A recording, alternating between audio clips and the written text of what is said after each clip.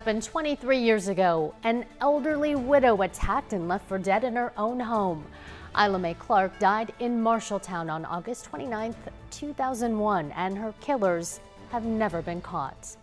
In the first installment of our Unsolved Iowa series, Katie has a new update on this old case. Janae, it's been more than 2 decades since that night. The house is gone. The lead investigator passed, but the Marshalltown PD says they are not giving up. In fact, they are ready to take another look. Time can be a fickle thing, sometimes fleeting, and at others, seemingly moving in slow motion. For communities haunted by an unresolved crime, I don't know why anybody would do this. It's often a little bit of both. Something awful happened that day. It was a quiet summer's evening in 2001 when the call came in just after 5:15. Some neighbors had gone over to the house behind us and had found the occupant there, who's a 72-year-old lady, injured and non-responsive. The cheerful display of Christmas decorations left up year-round outside the home was a stark contrast to the horrors of what police found inside. At this point in time, we're treating it as a homicide. It was the bloodied and beaten body of Isla Mae Clark, a mother, grandmother, and woman fondly known as Sis around the neighborhood. Sissy was a pretty quiet woman too. I mean, she was nice. She'd talk to you if you went up to her house and stuff. A shocking attack that left the community jarred. So it was just such a brutal murder. Reporter Mike Donahue covered the case for the Marshalltown Times-Republican and remembers it vividly. Here was a woman, 73 years old, just a week shy of her 74th birthday, looking forward to having fun on her birthday. An autopsy found Isla died of blunt force trauma, with the killer using a weapon of opportunity. Robbery, police say, is the prevailing theory. Clark's husband had died 8 years before, and she lived alone in this bungalow, managing a 7-unit apartment complex just yards away, often collecting the rent in cash. Rent was due today. Someone else had to collect it.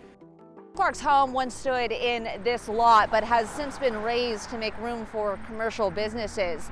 But police tell me that because of this busy roadway out front, they believe the murder was premeditated, with the suspects carrying it out under the cover of darkness. Responding officers found sign of forced entry and evidence of a struggle inside, with $500 reportedly missing from the till. I know it bothers Marshalltonians extensively. That includes one particular officer who was there at the scene. Marshalltown Police Captain Brian Batterson doggedly pursued the case for decades. I could tell by the tone of his voice the day I interviewed him about this that he was still bothered that due to incidents, his department was not able to connect the dots and find the perpetrator or perpetrators. The captain had narrowed in on a theory surrounding 3 people, including a getaway driver, one of which left town for Louisiana immediately after the killing. He got a search warrant for the car, but unfortunately, Louisiana authorities did not act on it promptly. In the meantime, the car rolled in a traffic incident, and the authorities threw everything that fell out of the car back into it, so evidence was compromised. Police say that one of the persons of interest has since passed away and another has refused to speak with them. Meanwhile, time has proved it waits for no one. Captain Batterson passed away at 56 years old last year and was laid to rest just on the other side of the cemetery from Isla, who was buried on what would have been her 74th birthday, right next to her beloved husband.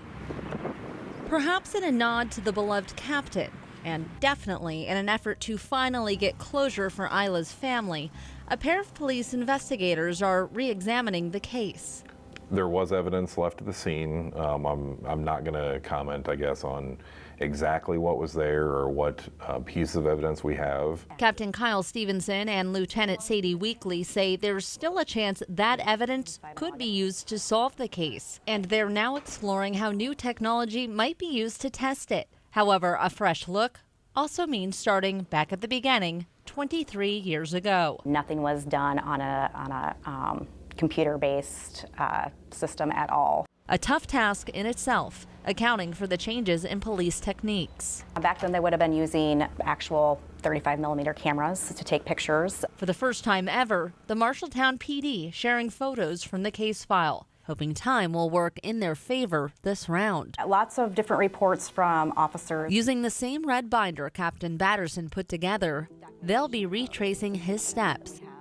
It's a tedious process that will take more time to tip the scales of justice.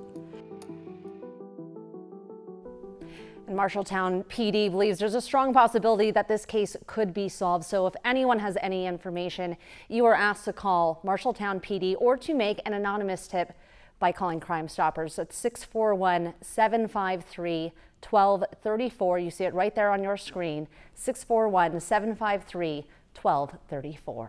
Yeah, all it takes is one tip to heat up a cold case. Exactly. All right, thanks a lot for that report, Katie.